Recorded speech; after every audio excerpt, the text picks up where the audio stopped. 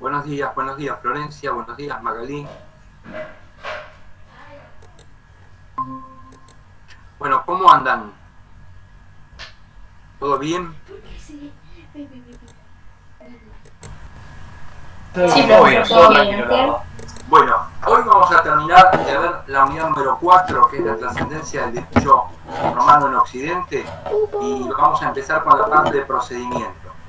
Para que no se te complique mucho esta parte, el fin de la unidad 4, yo la hice de una manera lo más sintética posible, así que traten de fijar lo que yo voy a decir hoy, porque apunta más o menos a los temas que se van a tocar siempre, ¿sí?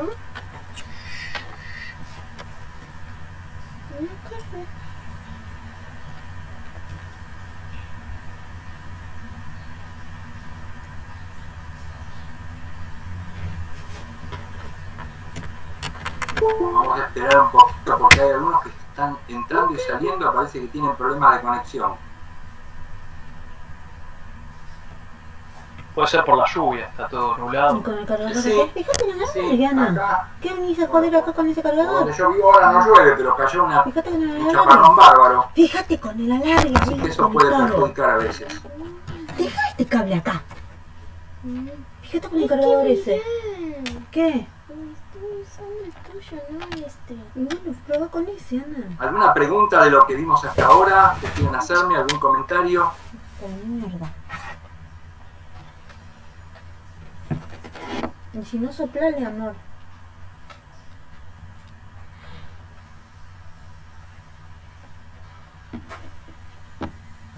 Yo por ahora no, profe. Bueno.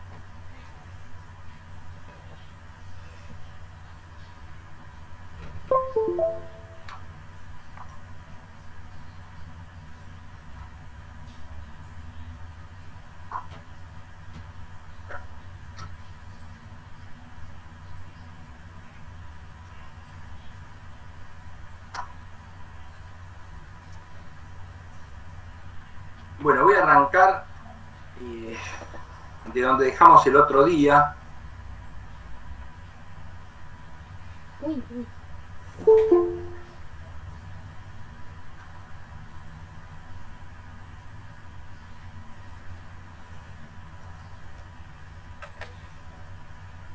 Profe, le hago una pregunta antes de que arranquemos. Dime.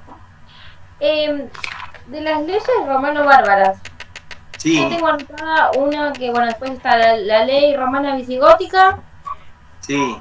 y la ley romana burgundiorum, ¿puede ser? Burgundiorum.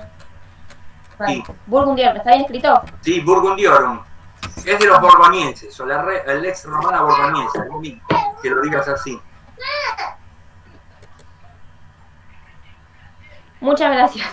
No, por favor. Bueno, vamos a arrancar más o menos como dejamos la clase anterior. Habíamos visto la evolución en Oriente. Y vamos a hacer un repasito y la trascendencia que tuvo a partir... Esperen, porque acá tengo...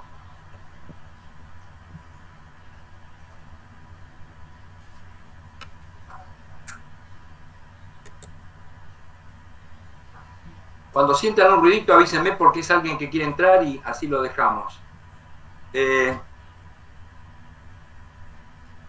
Habíamos visto que el derecho romano crece hasta Justiniano.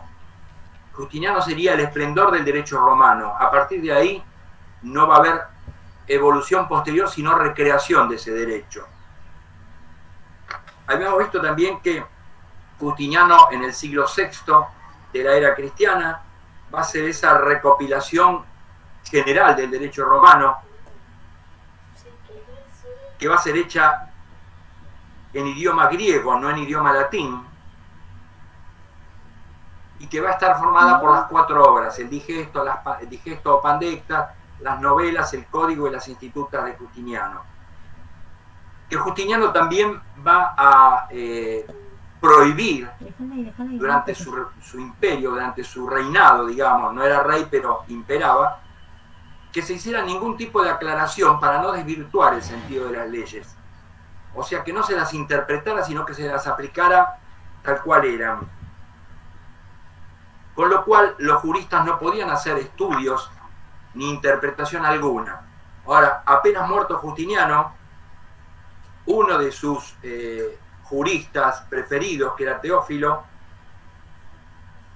va a hacer un estudio exegético, que quiere decir un profundo análisis de una de las obras de Justiniano, que es precisamente las Institutas de Justiniano. Creo que por acá lo teníamos a ese Teófilo. Justiniano.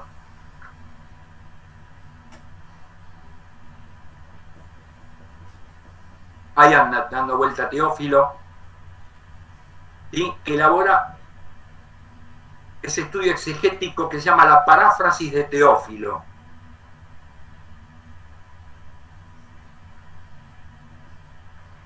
Y que, les repito, está hecho sobre las Institutas de Justiniano. A partir de ahí, ese derecho, vieron que en Oriente tiene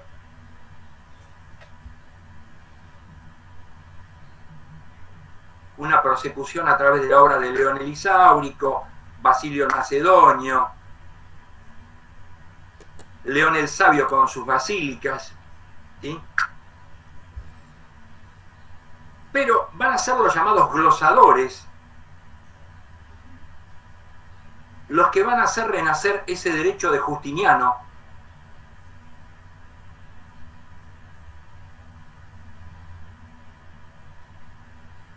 y precisamente uno de los principales expositores fue este Irnerio,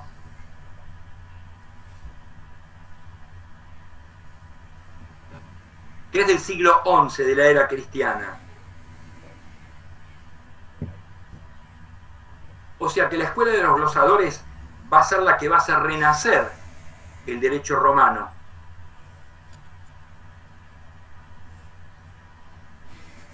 Y se va a dedicar o se va a centrar precisamente en la escuela, en la llamada escuela de Bolonia. Déjala, fíjate ahí que cargue, déjala que cargue por las dudas. Ponen a cargar su celular tu mamá, amor. ¿Qué hacían los glosadores? Tenían una forma de trabajar que era realizar una exégesis.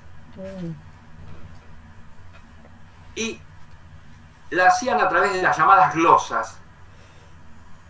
Esas glosas podían ser interlineados, aclarando el significado de una palabra o aclarando el sentido de la expresión, o a través de notas marginales, mediante la profundización de un tema.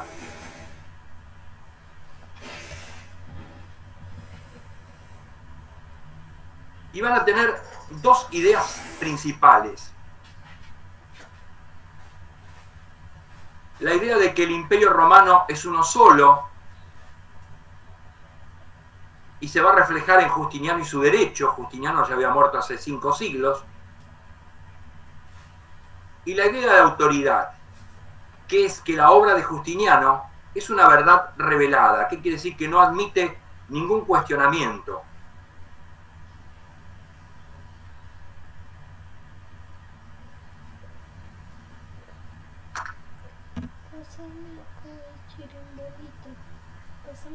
Al perder el poder, los señores feudales se van a sentar las bases de los estados modernos. Va a renacer el derecho romano y se va a comenzar a estudiar este derecho, principalmente en las universidades italianas. También se va a estudiar el derecho canónico y en Alemania va a empezar a surgir el derecho germano, obviamente con base en el derecho romano. Los glosadores van a avanzar sobre el derecho... ¿Perdón? ¿Alguien dijo algo? No, hubo un ruidito como de que alguien quería ingresar. Bueno. Bueno, los glosadores van a avanzar sobre el derecho romano a través del análisis de la obra de Justiniano, que todavía no se llama Corpus Juris.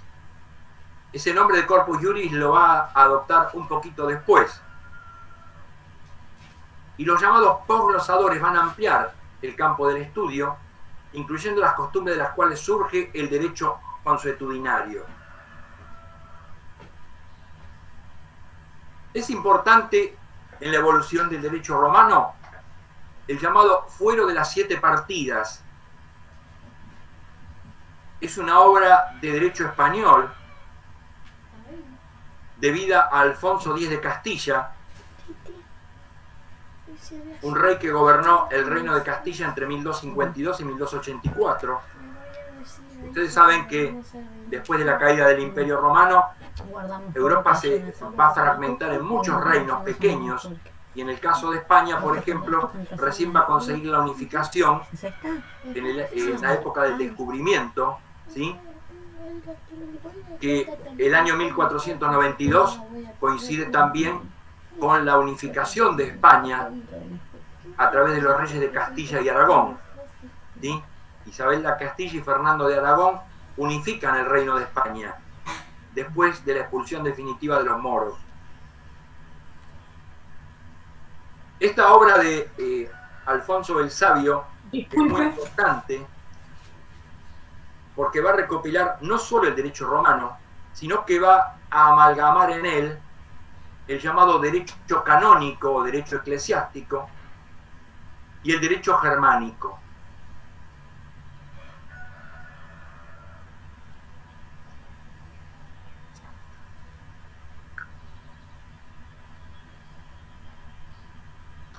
Es importante la figura de este hombre que figura ahí, Dionisius Godofredo,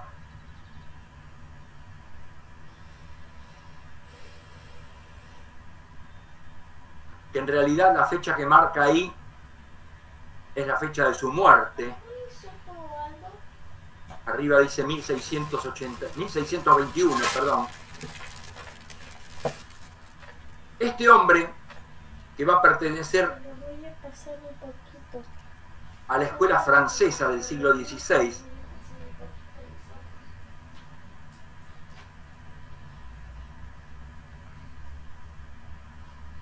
le va a imponer precisamente en ese siglo, aproximadamente en el año 1583, fines del siglo XVI, el nombre de Corpus Juris Civile a la obra de Justiniano,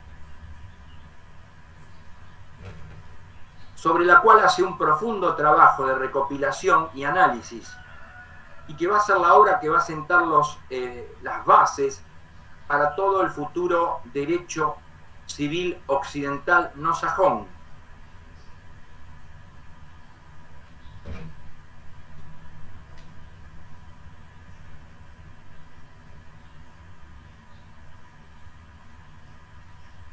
Tiempo más tarde eso se va a ver reflejado en el Código Civil de Napoleón,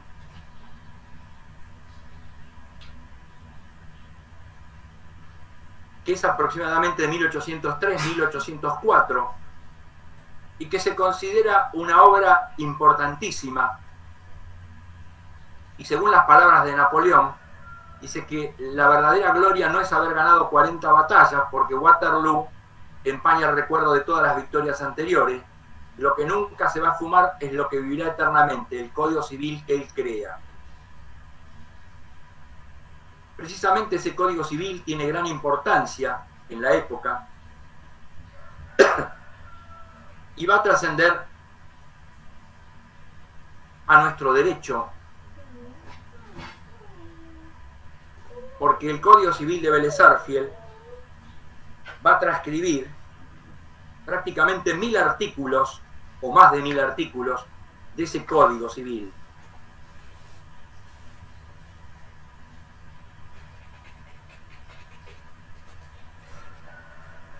Es importante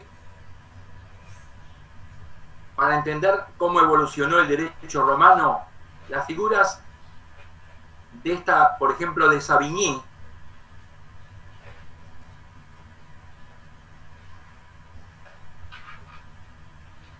que fue uno de los juristas que más influyó en el Código Civil de Vélez Sarsfield. Si bien hubo otros que influyeron, como von Jering, de Molon, Ortolán, fue sin duda Carbon-Savigny el que más influencia tuvo sobre el pensamiento jurídico de Vélez Sarsfield.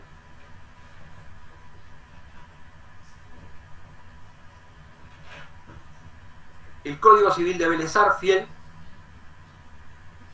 una obra importantísima que tomó mucho del derecho romano, pero va a cometer algunas omisiones, ¿sí? Perdonable, obviamente, porque, aguarden un segundito que hay alguien que está tocando timbre. Ahí está.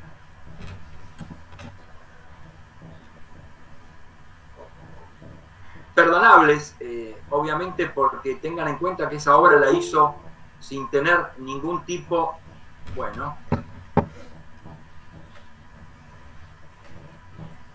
no tuvo ningún tipo de computadora, no podía copiar y pegar, sino que tenía que leer y transcribir, y encima traducir muchas veces del latín, del francés, y no obstante él ser un gran romanista y haber traducido en forma personal textos del latín, omitió considerar algunas instituciones que ya los romanos las tenían bien aceitadas, bien entendidas. Por ejemplo, va a omitir considerar algunos derechos reales, o sea, derechos de propiedad, como por ejemplo las superficies, que nosotros cuando veamos en la unidad 7 y en la unidad 8, dominio y propiedad, y cuando veamos en la unidad 9, limitaciones a los derechos reales, vamos a ver que las superficies eran entendidas por los romanos como limitaciones a un dominio absoluto. Pero Vélez Sarsfield no las considera y tuvieron que ser incorporadas luego por una ley posterior solamente las superficies forestales y después, con la sanción del nuevo Código Civil y Comercial, incorporadas definitivamente todo tipo de superficie como un derecho real nuevo. Asimismo, con respecto a las personas, cuando lleguemos a ver la unidad de persona, vamos a ver que Vélez Sarsfield, vamos a ver un instituto que Vélez Sarsfield también desaprovechó, que es el de la prodigalidad. No consideró incorporar en el código como una limitación a la capacidad la prodigalidad, que es el dilapidar los bienes, ¿sí? Cosa que los romanos lo tenían muy bien entendido, sobre todo porque el pródigo necesariamente debía ser un pater, quien podía disponer de los bienes de una familia. Y si era pródigo, si dilapidaba los bienes, podía dejar a una familia indefensa, ¿sí? Y sin bienes para la subsistencia. También en cuestiones de vicios de la manifestación de la voluntad, cuando veamos a los actos jurídicos, Vélez Sarsfield va a descartar, y lo aclara bien en una nota de pie de página, por qué lo hace, a la lesión, la llamada lesión enorme o enormísima, que después de 100 años de la sanción del código fue incorporada al Código Civil y llamada lesión subjetiva, porque es cuando una persona se aprovecha de la inexperiencia, ligereza o estado de necesidad de otra para sacar un gran provecho a su favor, ¿sí?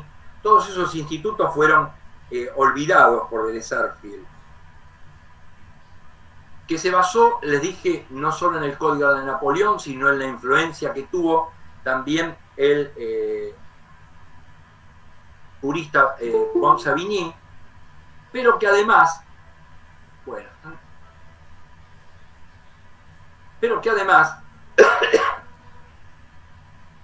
se basó en obras de otros juristas, algunos latinoamericanos, como es Augusto Teixeira de Freitas, a través de un esbozo o proyecto de Código Civil brasilero, del cual tomó partes, y también un proyecto de código español llamado el Proyecto Goyena, que es de mediados del siglo XIX, y del cual también tomó parte.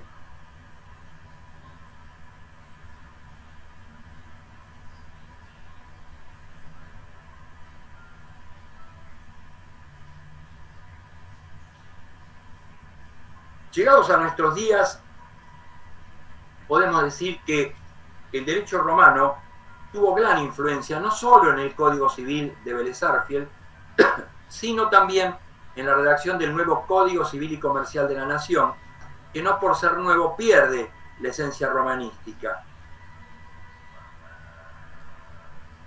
Tal es así que incorpora institutos que Vélez Sarsfield había olvidado y crea algunos nuevos, que son los llamados nuevos derechos reales.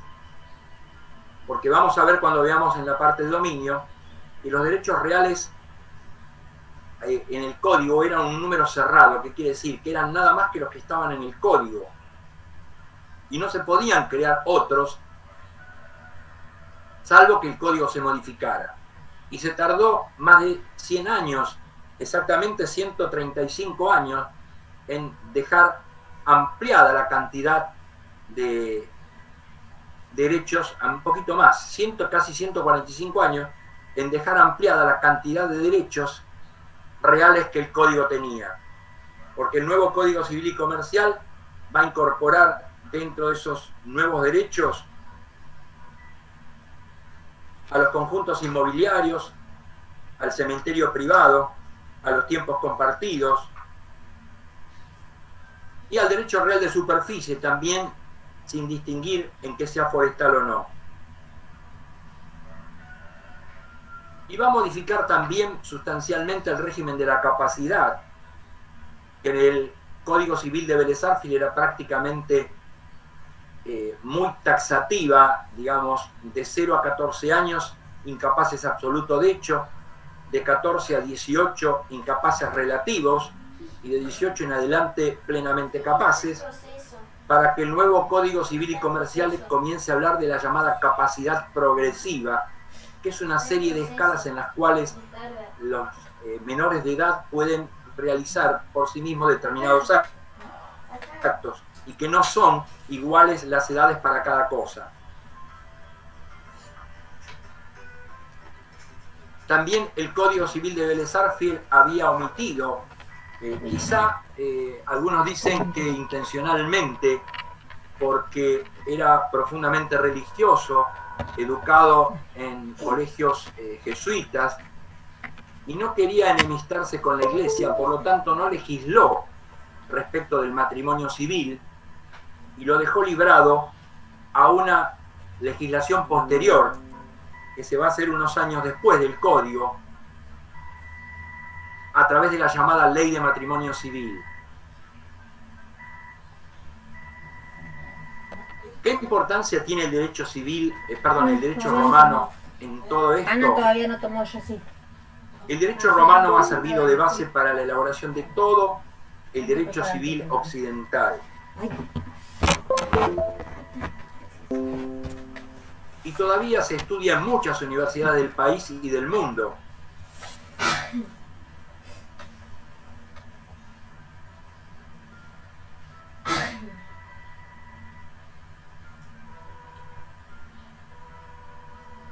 En nuestro país, por ejemplo, es importante el funcionamiento de la Asociación de Derecho Romano de la República Argentina, que fue creada en el año 1987, y en ella se nuclean todos los docentes de la especialidad en el país, y que tiende a profundizar y a difundir el estudio de las instituciones de derecho romano.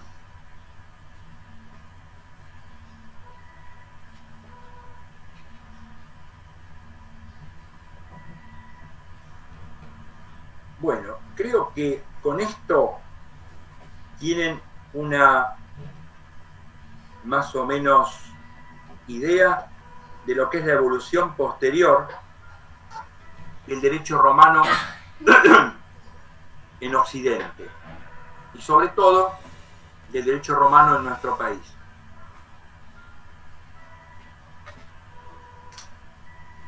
¿Alguna duda con lo que vimos? ¿Algo que me quieran preguntar?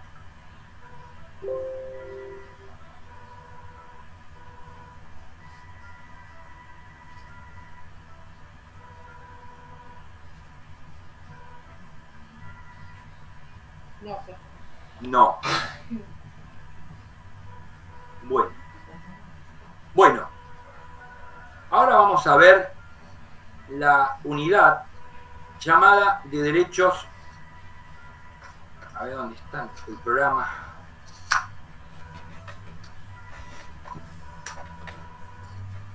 El procedimiento, sistemas procesales es la unidad. Es la unidad número 5. Esa unidad número 5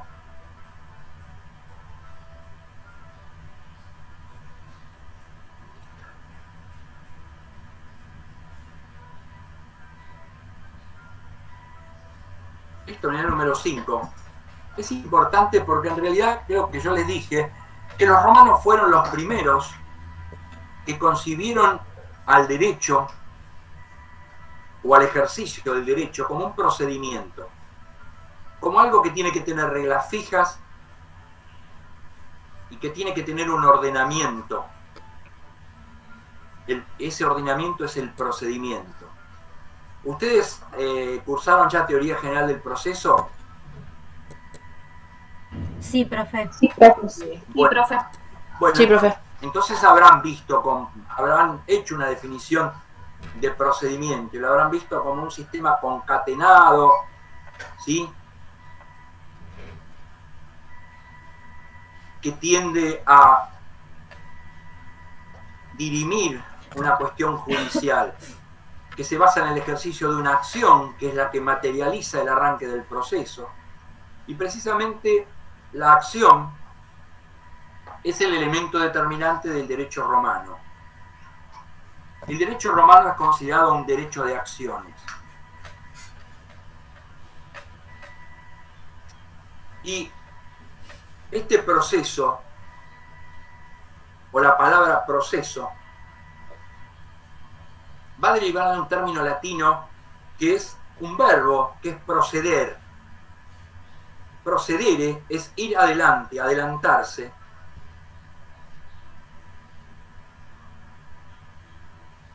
Y va a representar una serie de actos que van a estar unidos entre sí. La palabra es concatenado, que quiere decir apoyados uno en otro,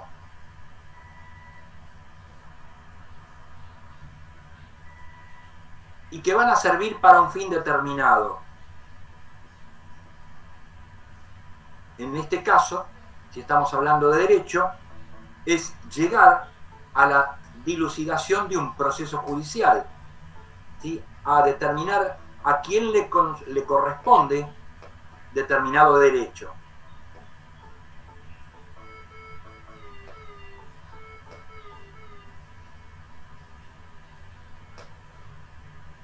Desde la época romana, ese procedimiento tiene un carácter ritual. ¿Qué quiere decir? Rito es como si fuera una ceremonia, y todavía ese término ritual se sigue utilizando en la actualidad para definir, por ejemplo, el código procesal. Si yo tengo que repetir varias veces la palabra código procesal, puedo reemplazar una de ellas por código ritual o código del rito. ¿Por qué?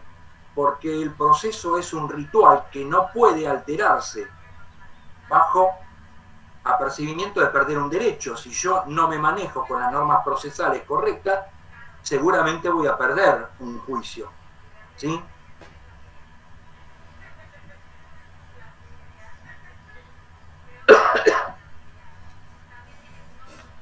¿Quién va a tutelar en la época romana los derechos de las personas?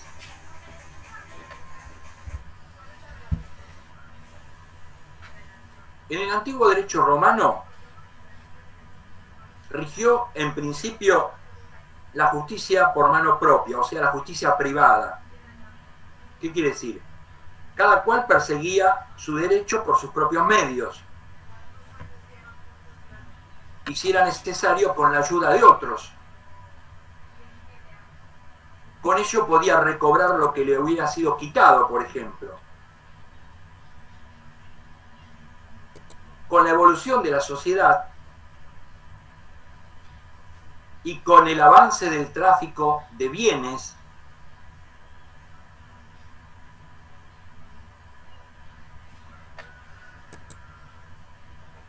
se va a ir dejando de lado esa justicia por mano propia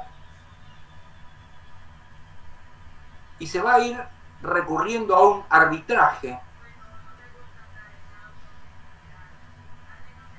que las partes van a elegir de común acuerdo para que decida cuál de ellas tiene razón.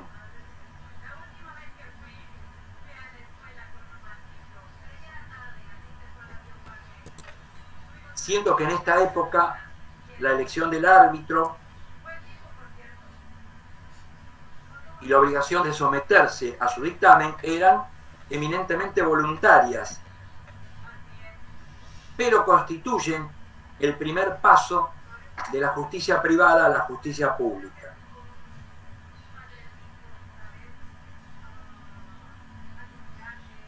Más tarde, el Estado le va a imponer a los particulares la obligación de recurrir al arbitraje.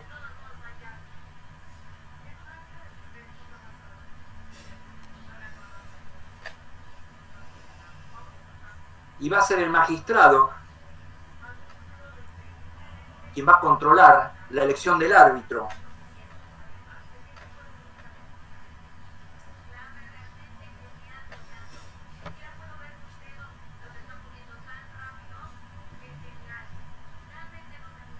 Ese árbitro va a recibir el nombre de Iudex. Se lo pongo acá en el chat.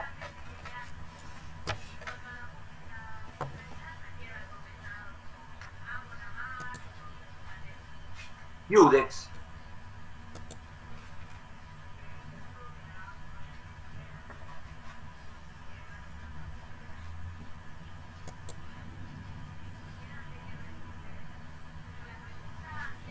Y probablemente de ese término va a derivar el nombre de una de las partes del proceso romano, que en sus primeras dos épocas va a tener la división en dos fases. Una se va a llamar in iure o en derecho. Bueno, vuelvo a salir.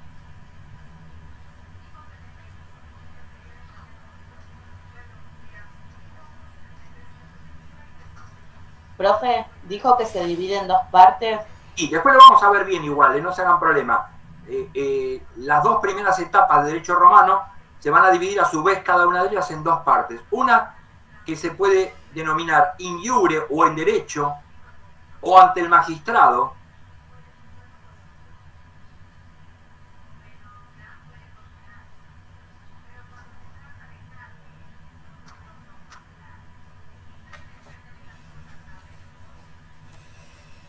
Y otra que se va a llamar apud iudicem, y de ahí viene el nombre, deriva del nombre de Iudex, que le puse yo arriba, que sería ante el juez o ante el juzgador.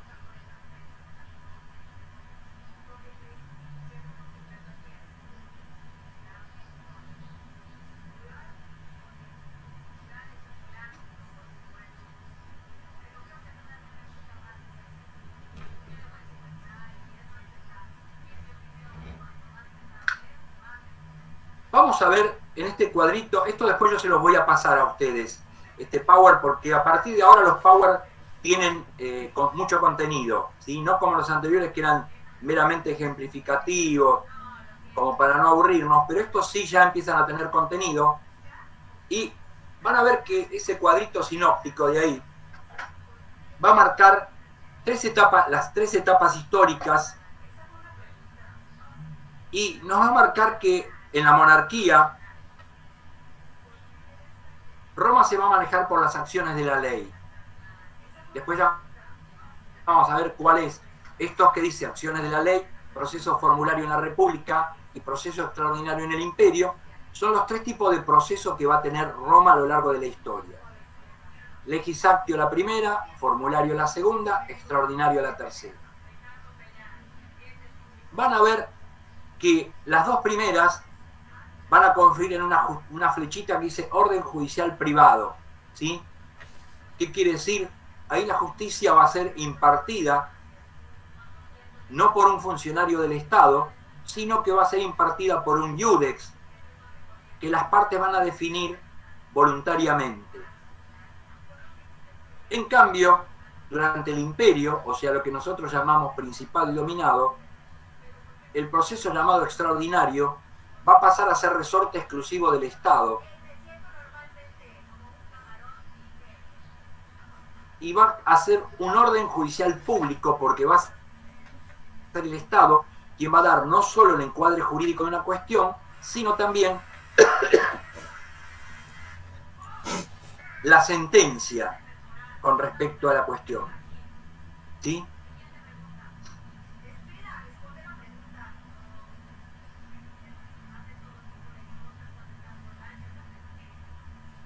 El derecho romano puede ser definido como un sistema de acciones, ¿sí? Y yo le dije que la acción era como la llave de contacto o el arranque de un sistema judicial. ¿Por qué? Porque la acción está representada como el poder jurídico de perseguir en juicio lo que a uno le deben. ¿Y quién le va a dar esa acción? En Roma, esa acción se la va a dar el magistrado.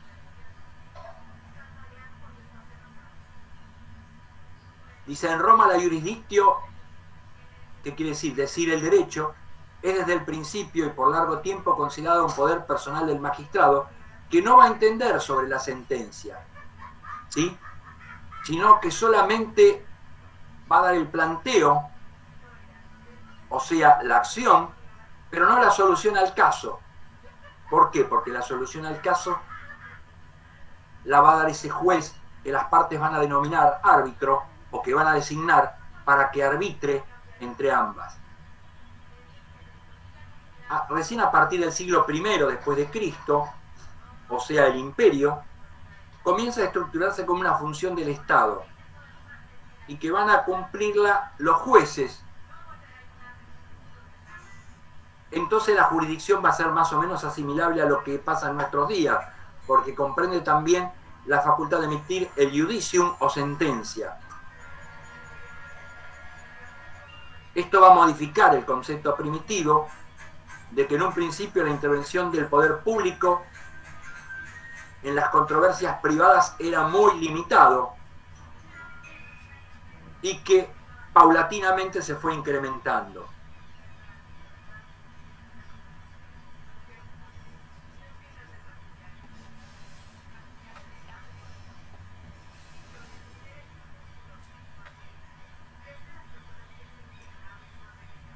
Esta no tiene mucha importancia. Vamos a ir viendo la primera etapa de las legis actio. Este es el primer sistema procesal que tiene Roma. Si bien se lo considera que arranca en la monarquía, Roma en sus principios no tuvo este sistema de gobierno, o este sistema de justicia, sino que la justicia se aplicó, como en la mayoría de los pueblos antiguos, a través del soberano o por delegación del soberano. ¿Qué quiere decir? Era el rey el que impartía justicia, porque la justicia venía de Dios hacia el rey y el rey le impartía, según su buen leal saber entender. Pero con el tiempo se fue estructurando este sistema de las legis actio, que va a quedar delimitado perfectamente a través de las 12 tablas de la ley, más precisamente a través de las 3 primeras tablas de la ley. Este procedimiento de la legis actio es un procedimiento solemne, de carácter sacramental. Aguarden un cachito, a ver que hay alguien golpeando.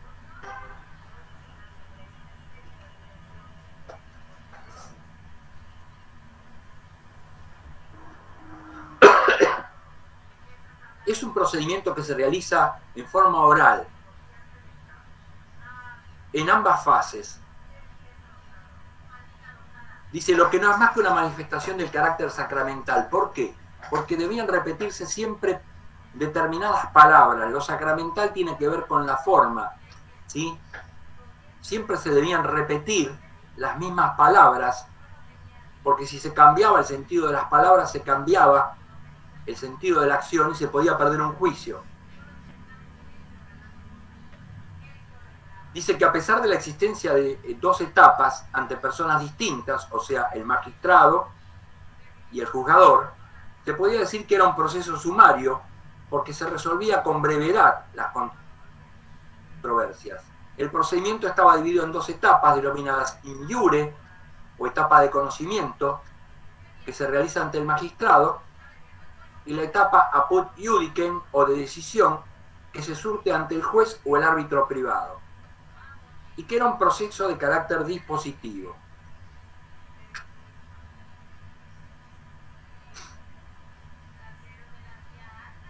Este proceso de la legislatio va a tener tres acciones de conocimiento o declarativas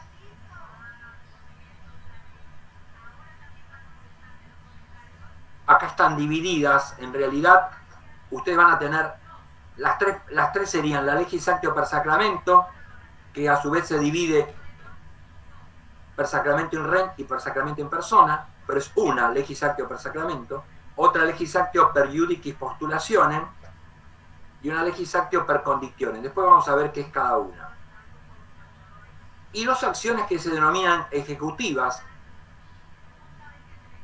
una legislatio per manus iniectionem o per manus iniectio, que es echar mano sobre la persona del deudor, y una legislatio per pignoris capionem o legislatio per pignoris capio, que es prendarse de una cosa propiedad del deudor.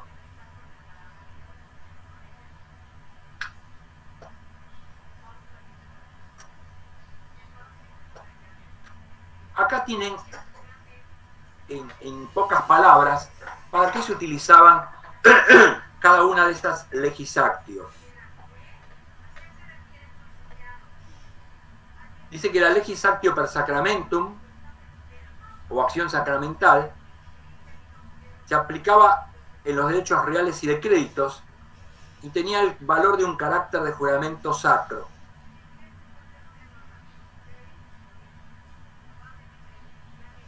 Tenía dos modalidades: una legislatio per sacramento in rem para reclamar una cosa, por eso es in rem, o una legislatio per sacramento in persona para reclamar un derecho. Vamos a ver cuando veamos derechos reales, vamos a ver que hay dos tipos de derechos de contenido patrimonial en Roma. Unos llamados derechos reales, porque operan sobre la cosa, de ahí viene el término rem, y otros derechos personales o creditorios, porque suponen la posibilidad de reclamarle un derecho determinado a una persona. Por eso viene la legislatio per sacramento in persona, para reclamar precisamente un derecho patrimonial personal. La otra legislatio que había era la legislatio per iudicis arbitrive postulationem, o acción para designar un árbitro,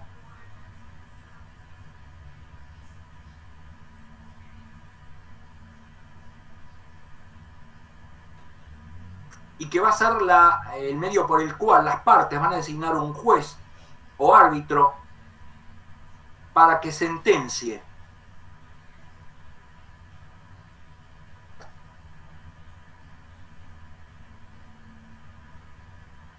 Otra de las legislatio es la legislatio per condictionem o acciones condicionadas, que se aplicaba para reclamar dinero y cosas ciertas.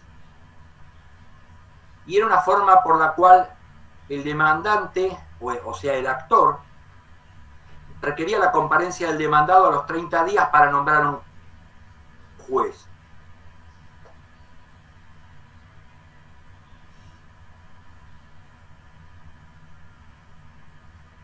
Las dos de abajo, estas tres acciones que vimos acá, son las llamadas acciones declarativas. Las dos que están abajo van a ser las llamadas acciones ejecutivas de la legis actio.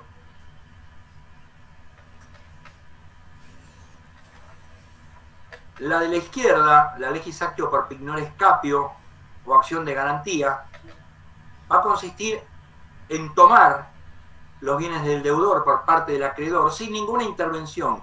No necesita intervención del magistrado alguno. Va a prendarse de la cosa, precisamente pignoris, del término pignoris, va a derivar el término prenda después. Y era prendarse de una cosa del oponente hasta que se resuelva la cuestión. Y la de la derecha, llamada legis actio per manus iniectionem o manus iniectio, era una acción de apoderamiento personal, por la cual se obliga al deudor a ejecutar la sentencia, pudiéndolo encarcelar durante 60 días, luego exhibirlo en los mercados para ver si alguien lo reconocía y pagaba la deuda por él, y en última instancia sacarlo de Roma, lo que ellos llamaban transtiberiarlo, hacerlo cruzar el Tíber y venderlo como esclavo, porque en Roma un romano no podía ser vendido como esclavo, pero sí fuera de Roma.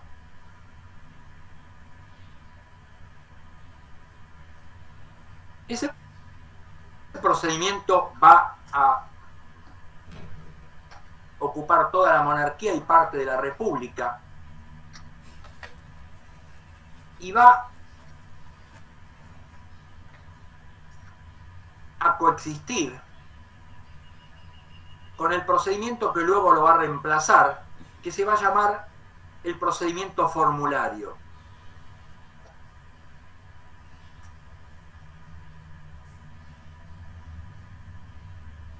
Este procedimiento formulario o per fórmulas es un sistema más flexible.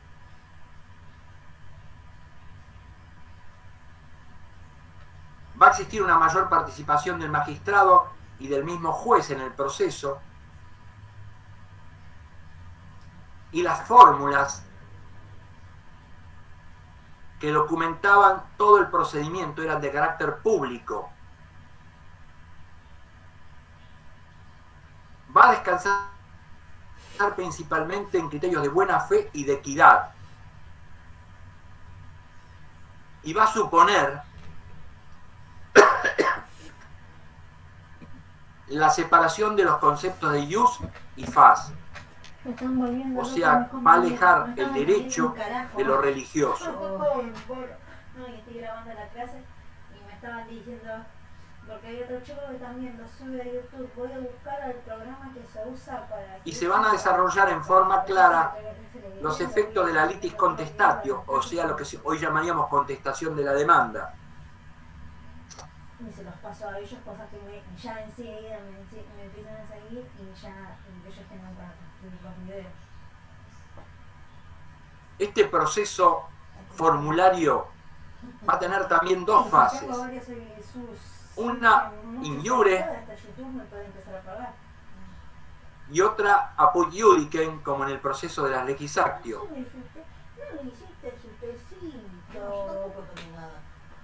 Va a tener vías de ejecución y va a tener una protección jurídica especial.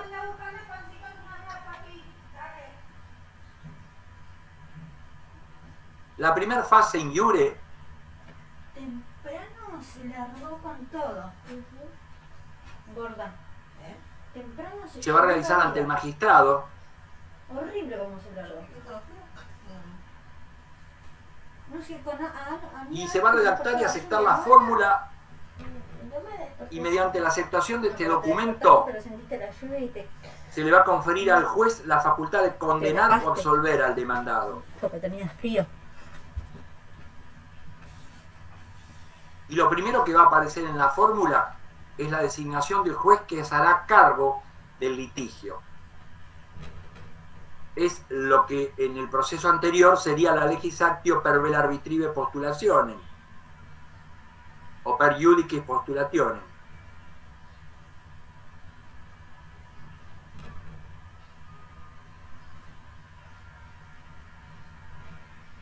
Dentro de la fase in iure, o sea, en derecho, lo primero que vamos a tener es la fórmula y después la litis contestatio o contestación de la litis o contestación de la demanda.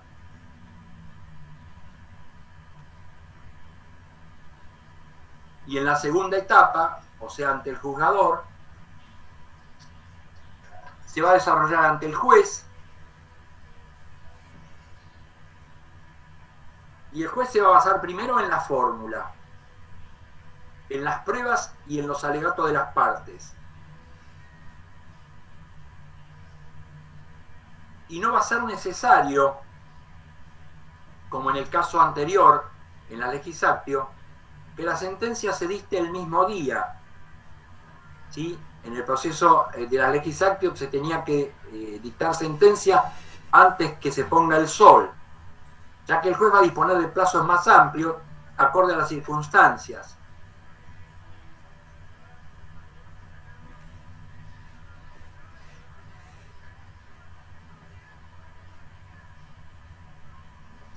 Y si el demandante cometió un error ejerciendo una acción equivocada, iba a perder el juicio, pero no perdía el derecho a poder iniciar otro juicio, salvo que hubiera prescripto la acción para reclamarlo, porque la prescripción es un invento romano también, y la prescripción sería la pérdida de la acción por el transcurso del tiempo. Esa fase apud iudicem va a terminar con la sentencia.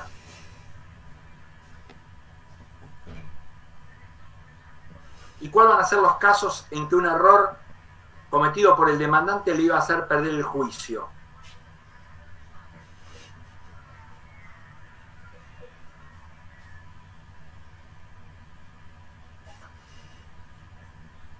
Perdón, no juicios, sino el derecho a instar otro nuevo proceso.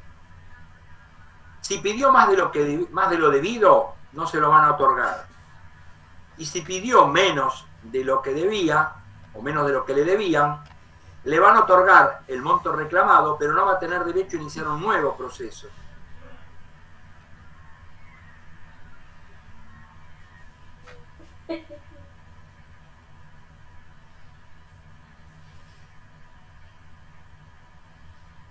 Ahí aclara algo respecto a lo que se llama la plus petitio o plus petición.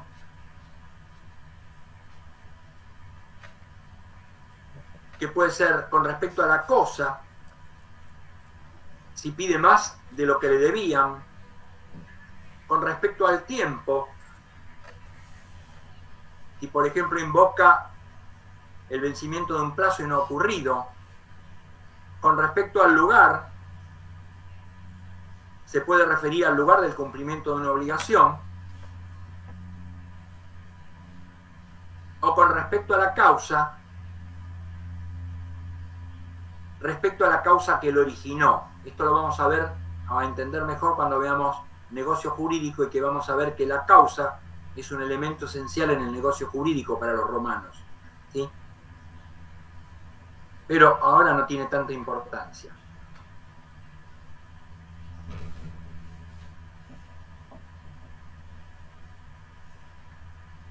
¿Qué era la fórmula? La fórmula era en principio un documento redactado en una tablilla. Esa tablilla era de doble cara, escrito en la parte interna y copiado en la externa. Este documento debía ser sellado por las partes y los testigos en la etapa iure, o sea, ante el magistrado. Y luego se iba a abrir recién al momento propio del juicio cuando fuera ante el juzgador. Cuando habla de sellado, era muy común, o era prácticamente de uso, que cada ciudadano tuviera un sello identificatorio, no la firma, sino el sello. ¿Sí? Costumbre que hasta no hace muchos años todavía en los hombres y en algunas mujeres no era lo más común, pero todos los hombres tenían su anillo de sello con las iniciales, ¿sí? Cosa que ahora quedó en desuso. Pregunta muy importante porque sabe ser pregunta de parcial. ¿Cómo se divide la fórmula? ¿O qué partes tiene la fórmula? La parte tiene figuras, la fórmula tiene partes ordinarias y partes extraordinarias. ¿Qué quiere decir? Partes ordinarias que deben estar sí o sí en la fórmula y partes extraordinarias que pueden estar o no en la fórmula.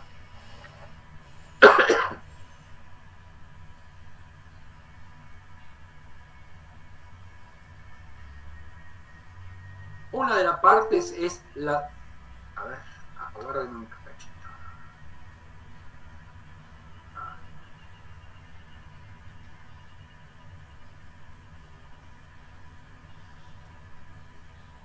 Una de las partes es la intentio.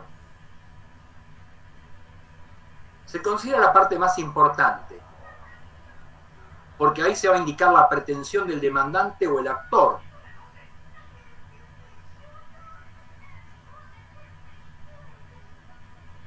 Perdón, yo arranqué por la intentio. La primera es la demonstratio, que va a ser la exposición de los hechos. Como si yo en una demanda pusiera hechos, ¿sí? ¿Qué van a ser los hechos que me llegan o me llevan a reclamar un derecho? La segunda va a ser la intentio, que es la pretensión, que va a ser lo que yo estoy reclamando, que puede ser cierta si el objeto del litigio está perfectamente determinado, por ejemplo, una suma de dinero, o incierta si es indeterminada y el objeto del litigio va a ser determinado por el juez. Por ejemplo, un daños y perjuicios, que también es un invento romano. Otra parte es la condenatio, que es lo que le va a conferir al juez la facultad de absolver o condenar al demandado.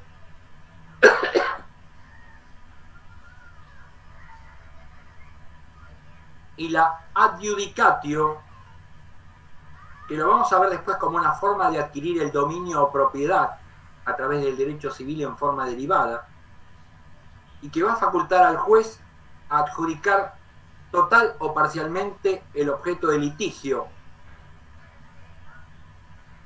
Y esta parte solo existía en los casos de que se ejerciera una acción divisoria. Divisoria quiere decir para dividir un límite o para marcar un límite.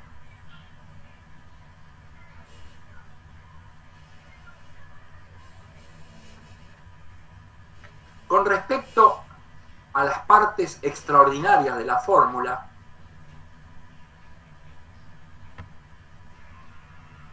las exceptio o excepciones se iban a colocar a continuación de la intentio como una condición negativa. Y se traducían palabras como salvo que o a no ser que, ¿sí? ¿Y qué quiere decir?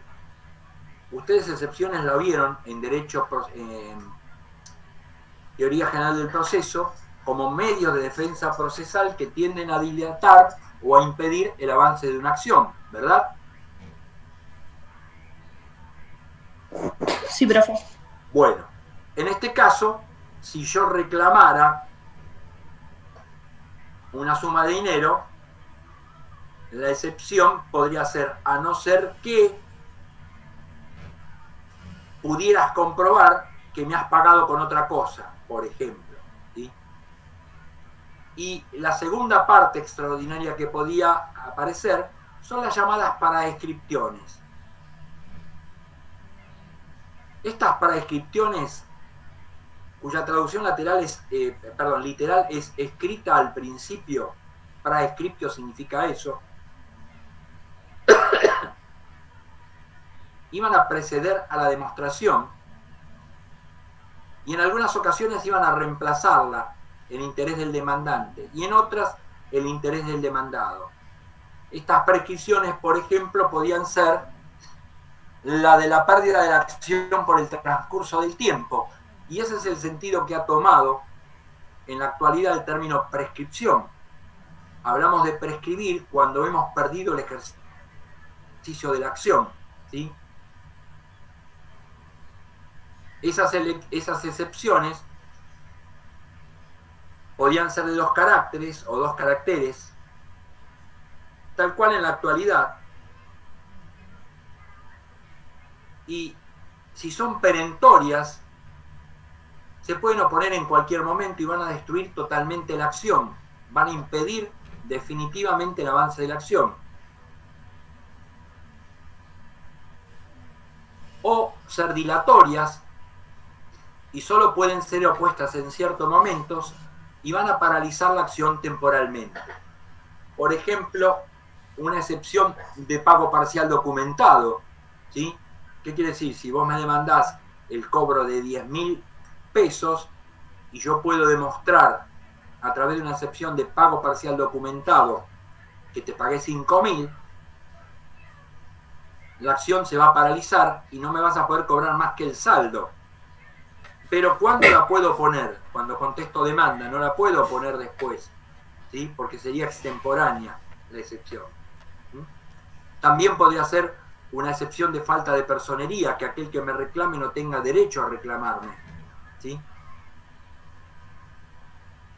Pero después puede comprobar o puede acompañar los elementos que prueben que esa personería sí existe, ¿sí? Por eso la parálisis del proceso es temporal y no definitiva.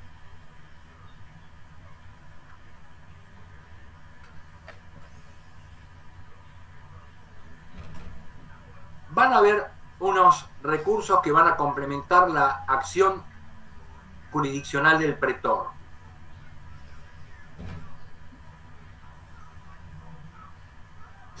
Una de ellas van a ser las llamadas estipulaciones pretorianas o estipulaciones pretorias.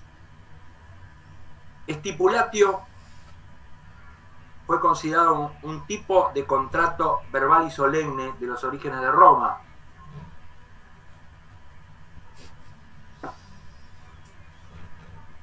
Por eso estas estipulaciones pretorianas van a ser contratos verbales que el pretor va a ordenar realizar a las partes y que pueden ser de 2 tipos.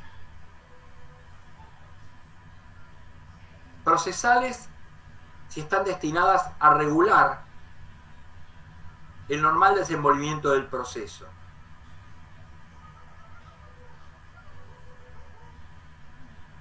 O extraprocesales, en las cuales el pretor impone a una de las partes que otorgue una determinada garantía por los posibles daños que le pueda ocasionar a la otra.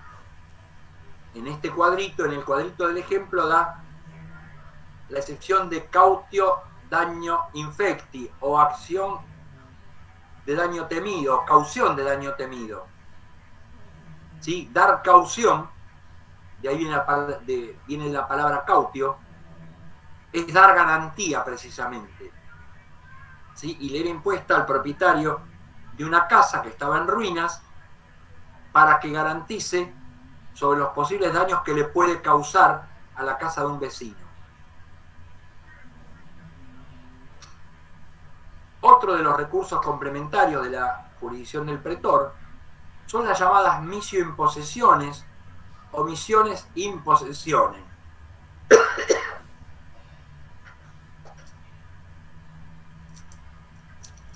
Estas eran actos por el cual el pretor va a otorgar a una parte la posesión de los bienes de la otra.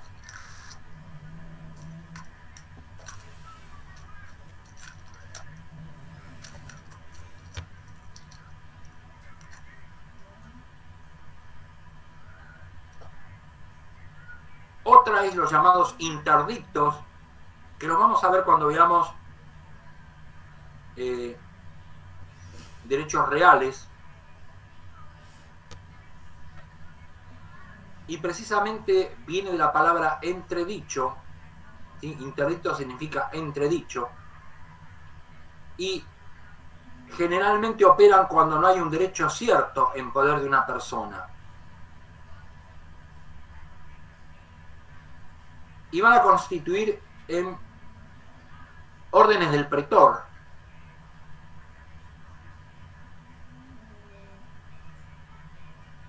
Prohibiendo determinados actos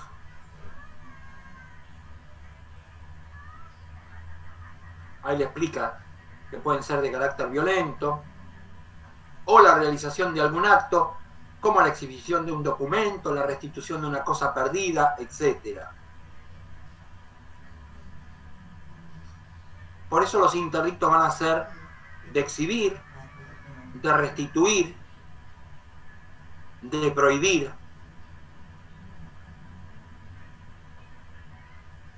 o mixtos, como pueden ser de prohibir y de exhibir.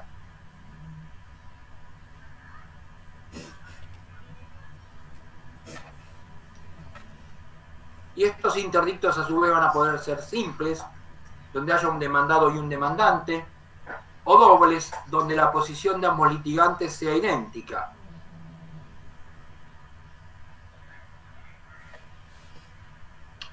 Después lo vamos a ver bien en detalle cuando veamos derechos reales esto. Por último, el último de los remedios procesales que tiene el pretor son las llamadas restituciones in integrum o in integrum restitutio,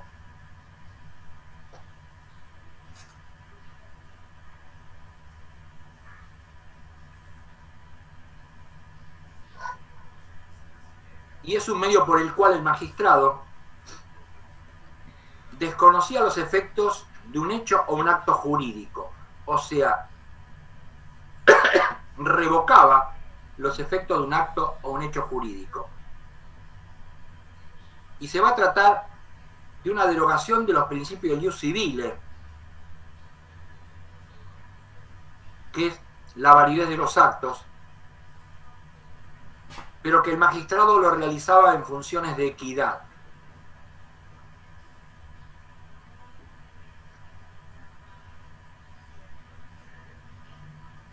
Y estas restituciones en íntegro podían ser antes o después de haberse celebrado el juicio, y a cada unos ejemplos.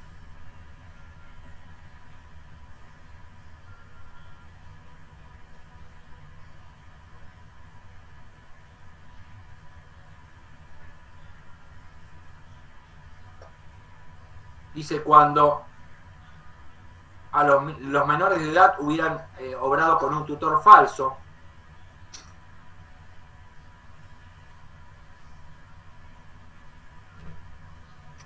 o cuando los menores hubiesen sido abusados en sus derechos por sus tutores o curadores.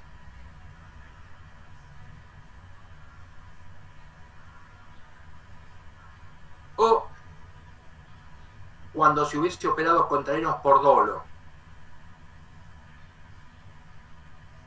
También dice que habrá restitución en íntegro cuando haya mediado intimidación para realizar un acto, o cuando se hubiese obrado en fraude a los acreedores, que después lo vamos a ver cuando veamos negocio jurídico, como acción pauliana. Va a derivar esta restitución en íntegro, va a derivar en la que se llama acción revocatoria de fraude o pauliana, que ha subsistido hasta nuestros días.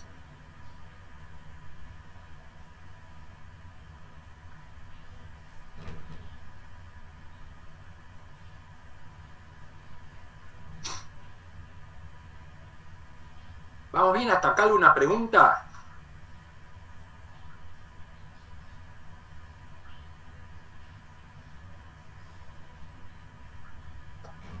Hola, hola.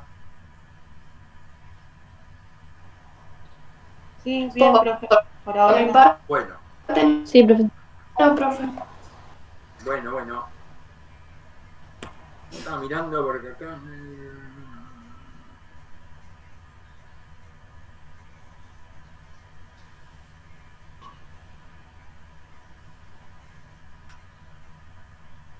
Bueno. El procedimiento extraordinario es el último que se va a ocurrir en Roma. Tiene mucha similitud con el procedimiento moderno. En la actualidad, ese procedimiento se llamaba extraordinaria cognitio o de conocimiento extraordinario y tiene mucho que ver con el procedimiento o con el proceso ordinario en la actualidad, en el cual todo lo que se alega debe ser probado y no hay nada que se dé por supuesto, ¿sí?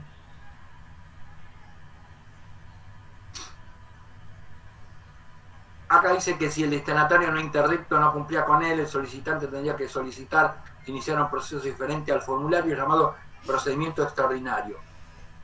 En realidad, este proceso extraordinario va a coexistir durante un tiempo con el formulario hasta que lo va a reemplazar definitivamente y va a ocurrir en la época del Imperio. Y va a ser el sistema característico durante todo el derecho posclásico. Fue introducido también en la práctica judicial de las provincias y fue reemplazando a la fórmula. Este procedimiento, en lugar de ser bifásico, o sea, in iure y apud iudicem, como los dos anteriores, va a ser monofásico. ¿Qué quiere decir? Va a tener una sola etapa. Va a marcar un giro de lo privado hacia lo público. Y también un giro del oral hacia lo escrito.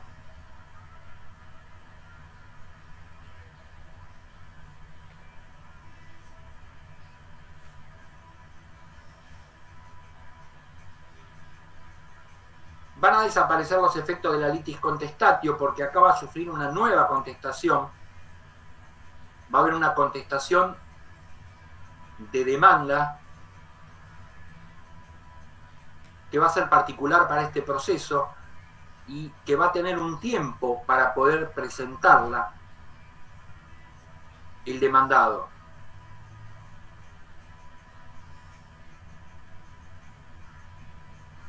Surgen entonces los plazos procesales y se va a admitir la contrademanda o reconvención, tal cual existe en la actualidad.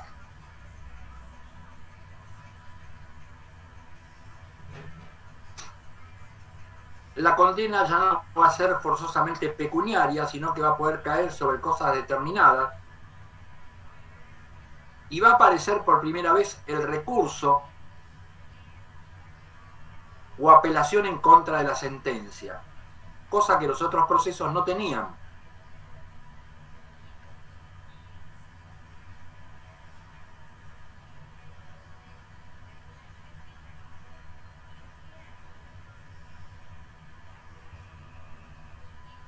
¿Cómo se va a desarrollar? Va a haber una notificación que se va a llamar litis denuntiatio, que sería la demanda, y una contestación del demandado que se va a llamar libelos contradictoris o libelos contradictorius, palabra que todavía algunos la usan sin saber el significado. Libelo,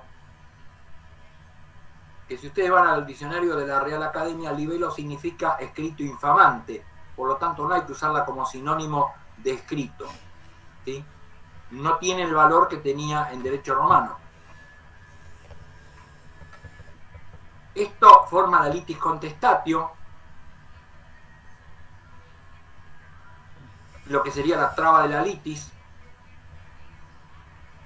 y se va a pasar a un procedimiento de prueba en el cual se deberá se deberá probar todo lo alegado finalizado el cual el juez podrá dictar la sentencia.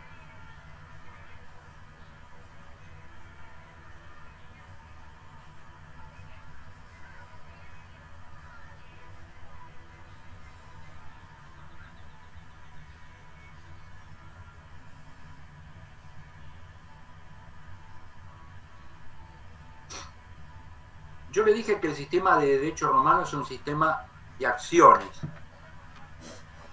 y que la acción es el derecho que tiene alguien de perseguir en juicio lo que se le debe. Por eso acciona. Y esas acciones depende del derecho que las ampare, las vamos a clasificar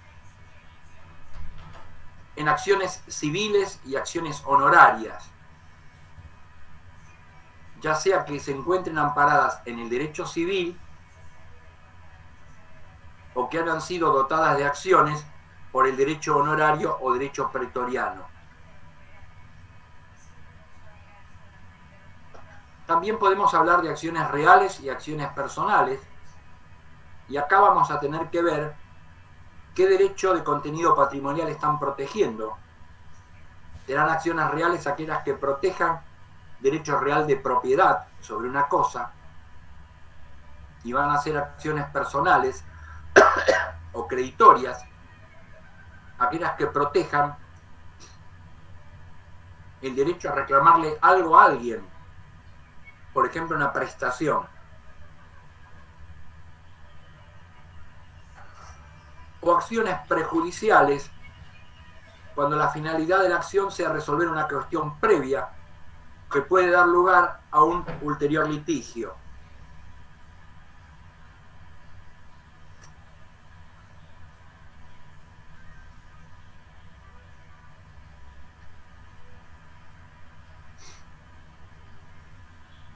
También hay otra clasificación que habla de acciones repersecutorias, penales y mixtas.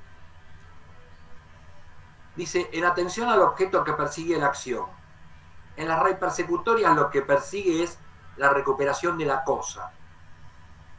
En las acciones penales lo que busca es castigar al autor de un determinado hecho. Y en las mixtas va a ser una combinación de ambas. ¿Qué quiere decir? Conseguir la recuperación de una cosa o perseguir la propiedad de una cosa y además sancionar con un castigo penal. Penal se traducía generalmente en penas económicas al autor del hecho. Cuando habla de acciones privadas y acciones populares, dice, va a ser en atención a la persona que pueda ejercer la acción. ¿Sí? Pueden ser acciones privadas o acciones públicas. También habla de acciones ciertas e inciertas, según tengamos la posibilidad de fijar o no desde el principio el valor que va a tener que tener la condena. Por ejemplo, si reclamamos una suma cierta de dinero, va a ser una acción cierta. Ahora, si reclamamos un daño y perjuicio, en el cual hay daño emergente y lucro cesante, vamos a estar en la situación de una acción incierta, porque sobre todo el lucro cesante va a ser calculado por el juez.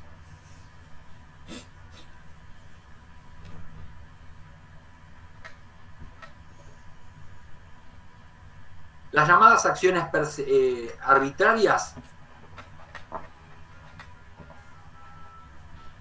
eran aquellas que perseguían la restitución o exhibición de una cosa.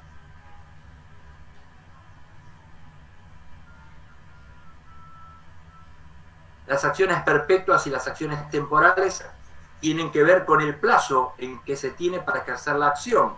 En general no existen acciones perpetuas, todas tienen un plazo de duración para el ejercicio de su acción.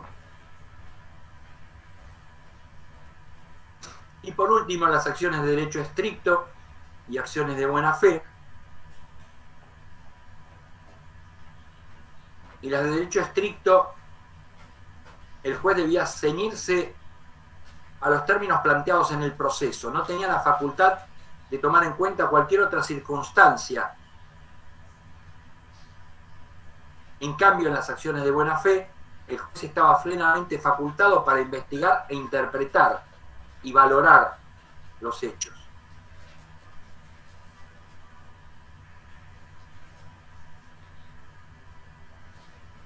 Ana, tenés que aprovechar el día porque este es el día del tío. Pero si eso no existe. El derecho penal en Roma surge establecido Tío papacho. Ahora, tío Plasto. prácticamente a principios de la República No puedo mover. y va a ser a través de una ley impuesta por dos cónsules, Feliz día. Valerio Horacio, son el cónsul Lucio Valerio Potito, por eso es Valeria, ¿Sí? y Marco Horacio Barbato, por eso es Horacia. Y especificaba que no hubo en Roma delito sin previa ley criminal, ni procedimiento penal sin previa ley procesal, ni pena sin previa ley penal. Y Gallo va a decir que recién a partir de esta ley se va a poder hablar de una igualdad total entre patricios y plebeyos, porque en realidad sentaba los principios de una ley que debía ser uniforme para todos, Ay, vos te sos y no como en épocas anteriores en las cuales los patricios generalmente se sustraían al ejercicio de la acción penal. Pasa que está fresco, hace frío. ¿Estamos bien hasta acá? No, profe, me perdí. Sí, profesor. Bueno, ahora voy a dejar de compartir y voy a ir cuenteando algunas cosas que pueden ser interesantes para aclarar algo de lo que vimos.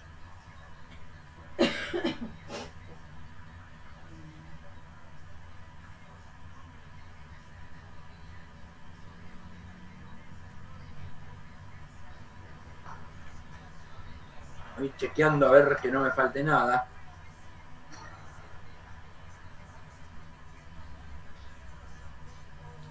Importante diferenciar qué era un juez y qué era un magistrado, y sobre todo los principios del derecho romano. En los procedimientos, tanto el de las legis actiones o acciones de la ley, como en el formulario, magistrado y juez no eran términos equivalentes como en la actualidad en el derecho. El magistrado era un funcionario del Estado y ejercía la jurisdictio, o sea, la facultad de decir el derecho. En tanto que el juez era un ciudadano privado encargado de pronunciar la sentencia. En el último de los procesos, en el extraordinario, no va a existir esta partición en dos. Está acá. Está acá. Y normalmente el magistrado va a ser juez y va a recaer esta designación en un funcionario público.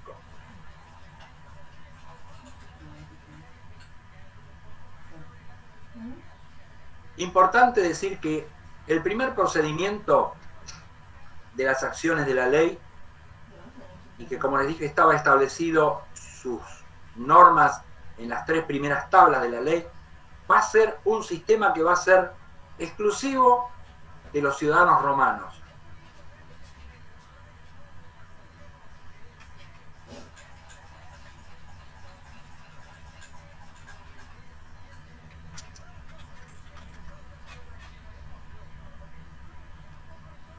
En tanto que el procedimiento formulario, que va a aparecer allá por el siglo III a.C., Mariano. pero que va a quedar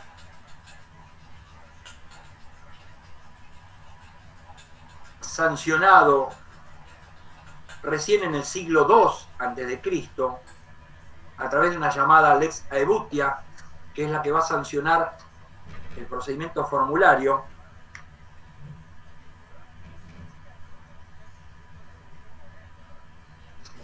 Este procedimiento formulario fue creado para dirimir cuestiones entre extranjeros y ciudadanos romanos, o entre extranjeros entre sí en Roma,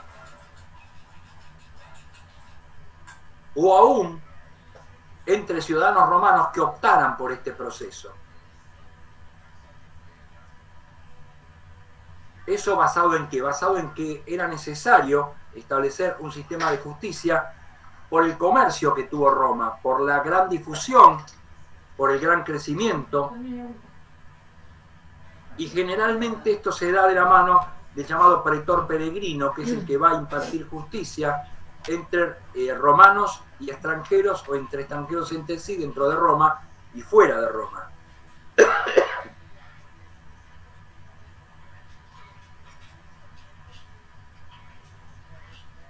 Posteriormente,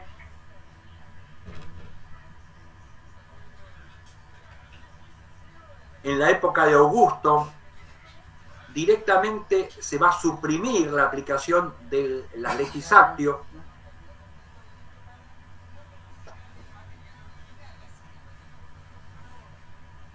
a través de una llamada Lex Julia de juicio privado,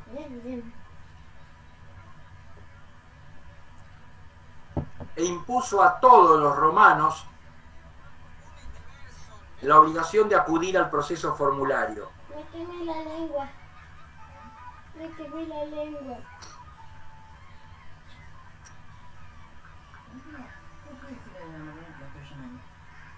Pero ya desde la época de Augusto empezó a convivir con este proceso formulario, este proceso de el llamado proceso extraordinario. En algunos casos especiales, por ejemplo, en los fideicomisos,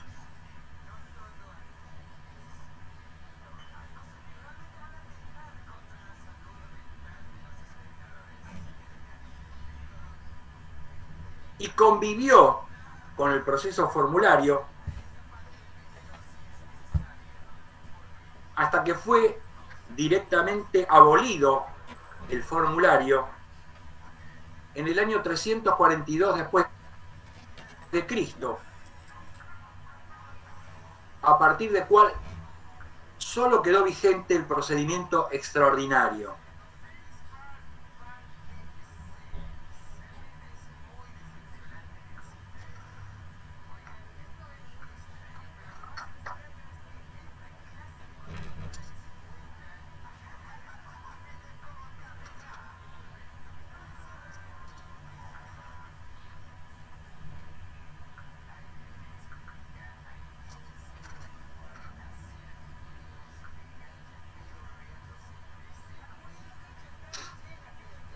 Algo importante es, dentro del procedimiento de la Legis Actio, el proceso llamado Manus Iniectio o Legis Actio per Manus Iniectionem, que es un sistema de ejecución corporal sobre el deudor. Lo vamos a volver a ver cuando veamos procesos de ejecución sobre la persona del deudor, allá por la unidad 10, 11, por ahí. Y vamos a ver que en Roma, si bien nace originalmente como un sistema, podríamos decir hasta despiadado, porque priva de la persona, priva de la libertad a una persona por deudas, va a ir con el tiempo suavizándose para llegar a suprimirse cualquier tipo de ejecución sobre la persona y dejar solamente ejecución sobre los bienes.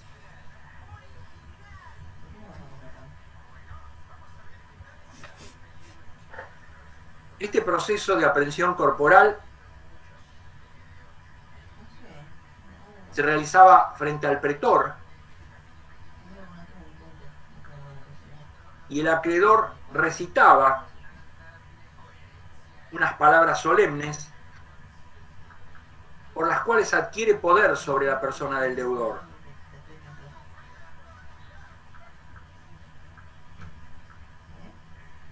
Por ejemplo, podía ser: como has estado condenado por 1000 sextercios a mi favor y no has pagado, hago sobre ti la aprehensión corporal. ¿Qué quiere decir? Sirve para ejecutar una sentencia anterior, por eso se denomina proceso ejecutivo o proceso de ejecución.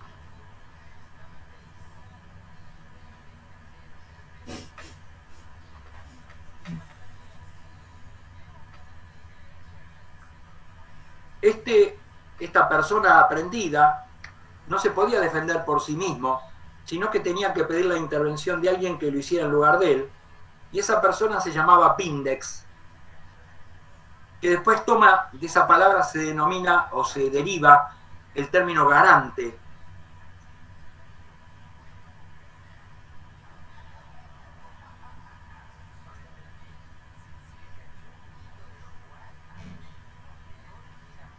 Y era en realidad un nuevo juicio.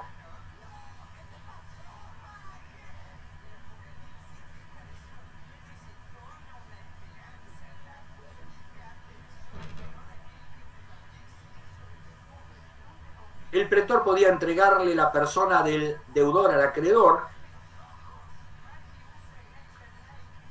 quien lo encarcelaba y lo exponía al mercado durante 3 días consecutivos.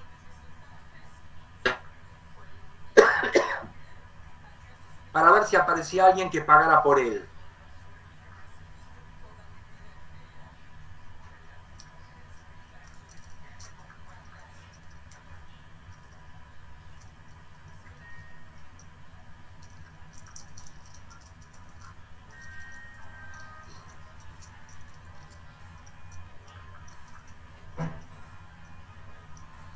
Si nadie pagaba, lo sacaba, lo transtiberiaba, como les dije antes,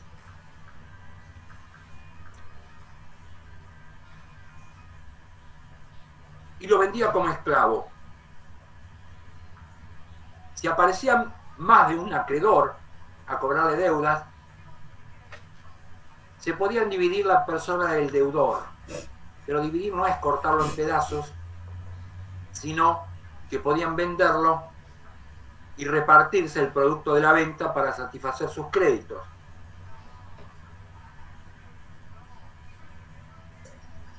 Este sistema de ejecución personal se va a terminar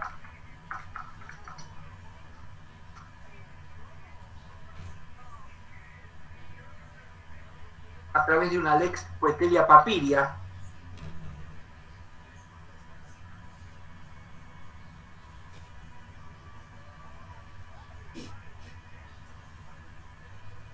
que del año 325 a.C.,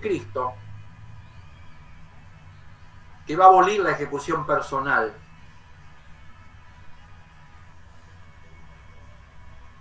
Y va a establecer que a partir de ese momento serían los bienes del deudor y no su cuerpo los que responderían por la deuda.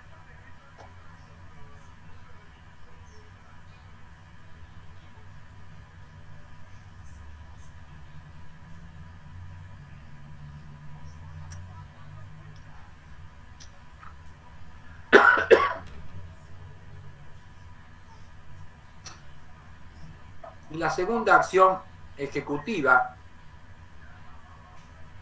que es la llamada legis actio per pignoris capio, lo pongo acá,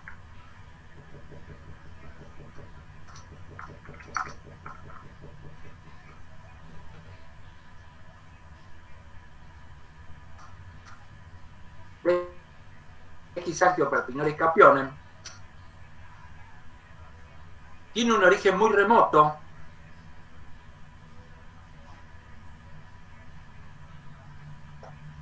y fue discutido su carácter porque en realidad no se realizaba ante el pretor. Y ojo que esta puede ser una pregunta de parcial. Era sin la intervención del pretor, y aún no requería la presencia del adversario. ¿Qué quiere decir? Que no era necesario que la contraparte estuviera presente para ejecutarla. Y podía ser realizada en un día nefasto.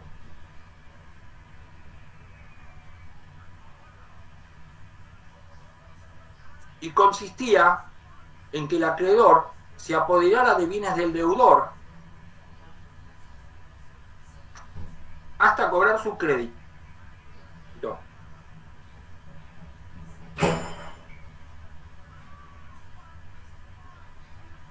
Aunque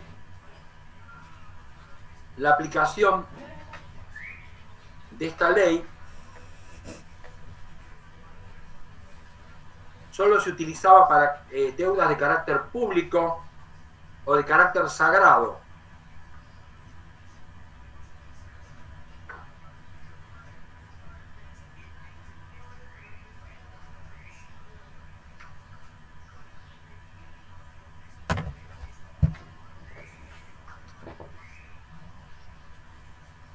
Por ejemplo, la ley de las 12 tablas la establecía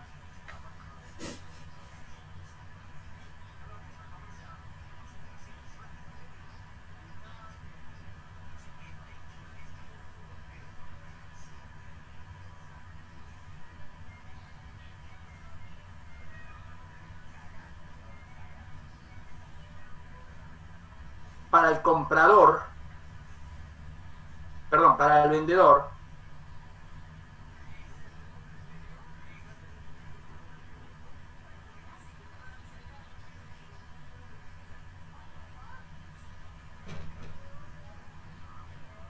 cuando el comprador no pagara su precio,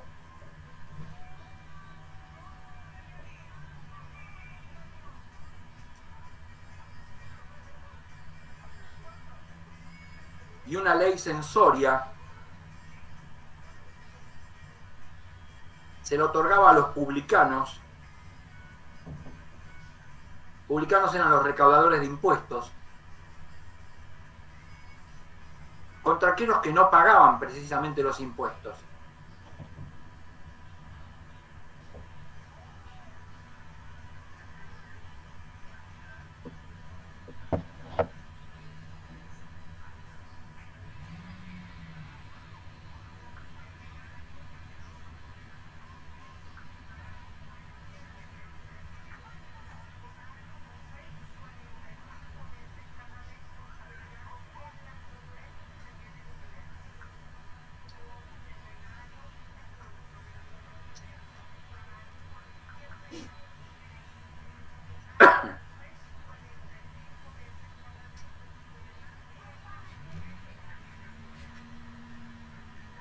Y ahora anótenselo bien esto por las dudas, porque en los libros difiere según qué libro usen, cambia lo que son las partes de la fórmula.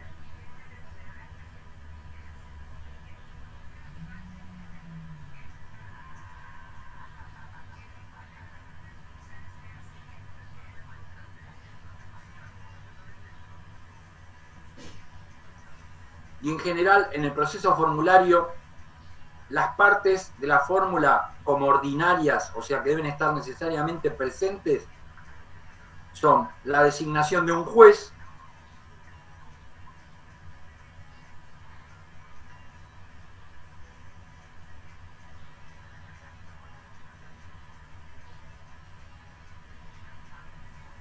la segunda, la demonstratio, te lo voy poniendo acá.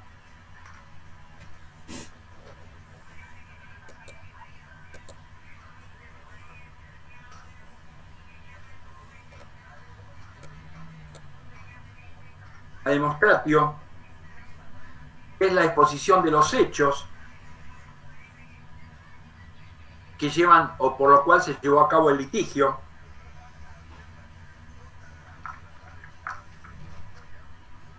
La intentio es la pretensión del demandado, perdón, del demandante.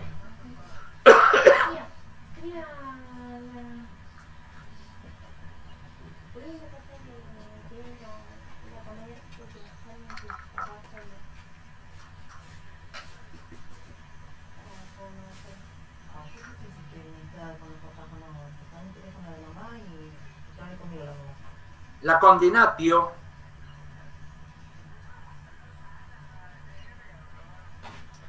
que es la facultad que tiene el juez de absolver o condenar al demandado,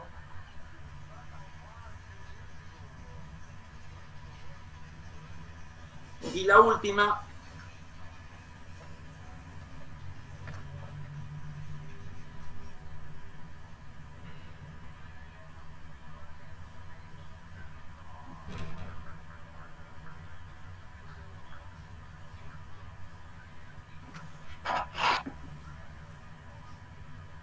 la adjudicatio,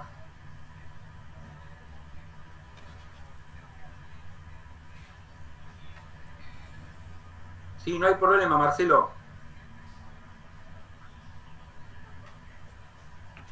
Profe, esto es lo que estaba en partes ordinarias, ¿no? En el PowerPoint. Estas son las partes ordinarias, por eso tengan las presentes bien claritas estas.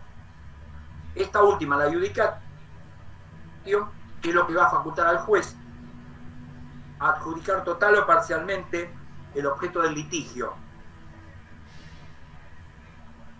Recuerden que esto se hacía solamente cuando se trataba de una acción basada en una división de límites, lo que se llama acción de división. ¿Puede repetir, profe? Sí, la adjudicatio es lo que faculta al juez a adjudicar total o parcialmente el objeto del litigio al demandante, o sea, al actor. Y esta parte iba a estar en aquellos casos en que se tratase de acciones divisorias.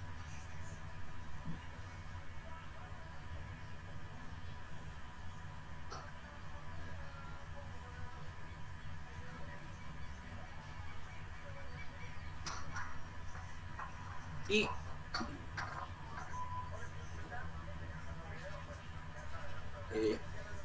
Lorena, ¿qué no entendiste? Lo de la adjudicatio. Bueno, la adjudicatio iba a funcionar cuando se tratase de acciones divisorias. ¿Qué quiere decir? Cuando se tratase sobre la propiedad de una determinada cosa, de una determinada porción de terreno, por ejemplo, ¿sí? Lo vas a entender mejor cuando veamos derechos reales, que va a ser antes del parcial, y precisamente la adjudicatio es una forma de adquirir el dominio o propiedad a través del derecho civil, ¿sí? Si vos reclamás una porción de tierra que tu vecino, por ejemplo, te invadió con sus límites, el juez te la otorga a vos, ¿sí? Esa forma de adquirir la propiedad se llama adjudicatio. ¿Más o menos va?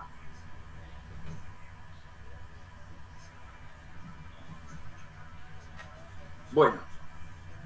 Y por último, recuerden las dos partes excepcionales o extraordinarias de la fórmula, más extraordinarias, que son las excepciones como medio de defensa procesal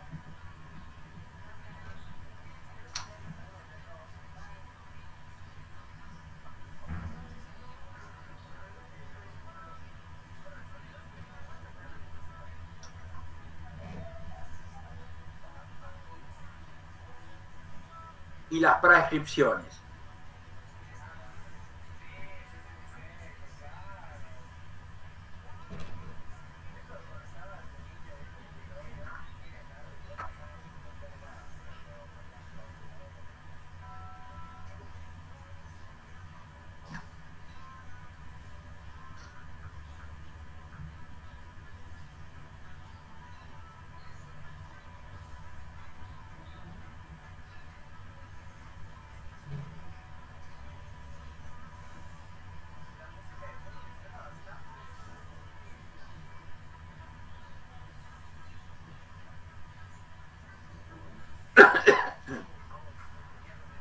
Una aclaración acá que tengo hecha es, ¿se acuerdan cuando hablamos de acciones temporales y acciones perpetuas? En general yo le dije que no existían muchas acciones perpetuas.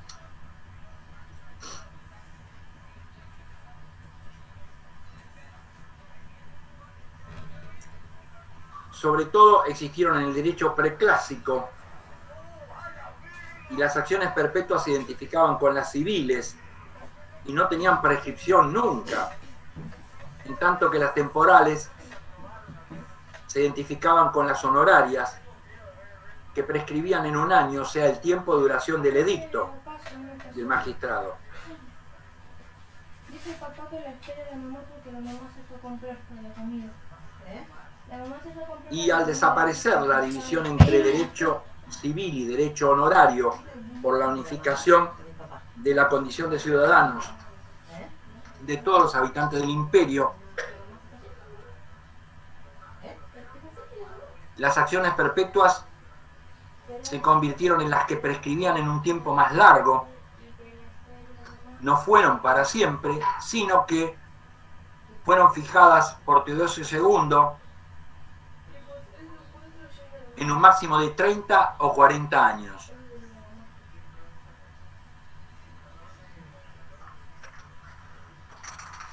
Por último, podemos decir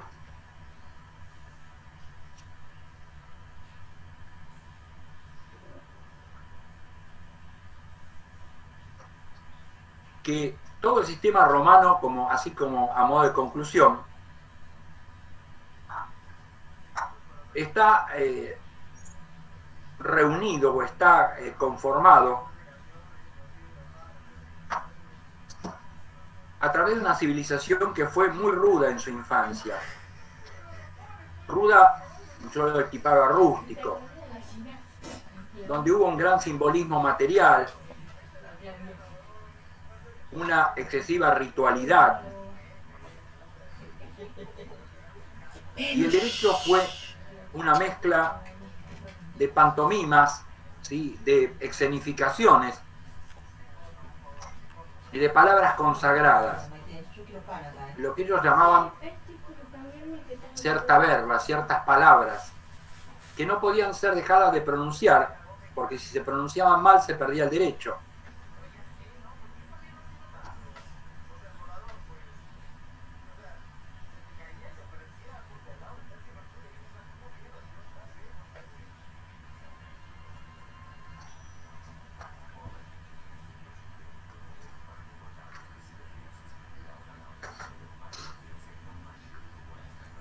Cuando pasa al sistema formulario,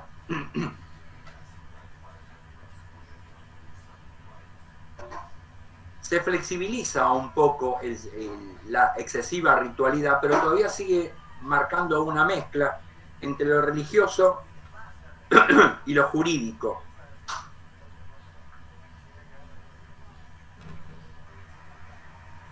El procedimiento de este formulario nace a instancias del pretor peregrino.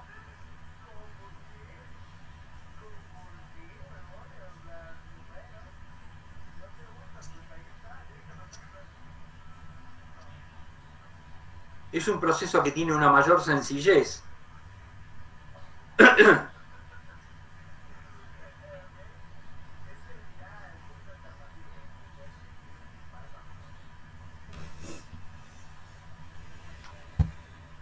Y el último proceso, el proceso extraordinario, fue el proceso más sencillo y más práctico, sin tener que pasar por las dos fases ante el juez y el magistrado, ya que el juez, un funcionario del Estado, se encargaba de todo el proceso. Tenía la facultad de investigar el hecho,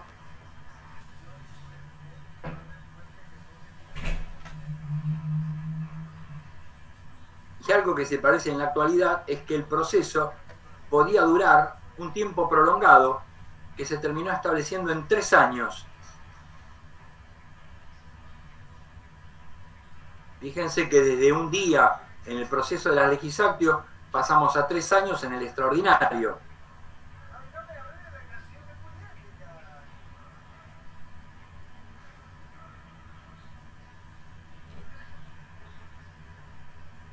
que por primera vez las sentencias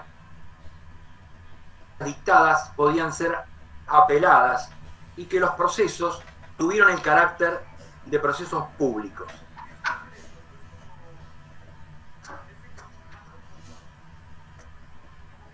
Bueno,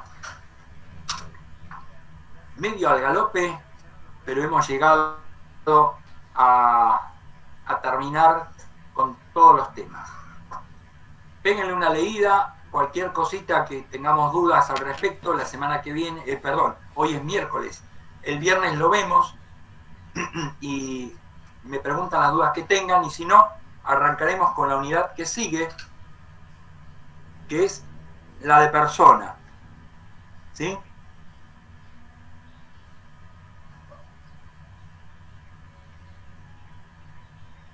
Sí, yo les voy a pasar el power de esto.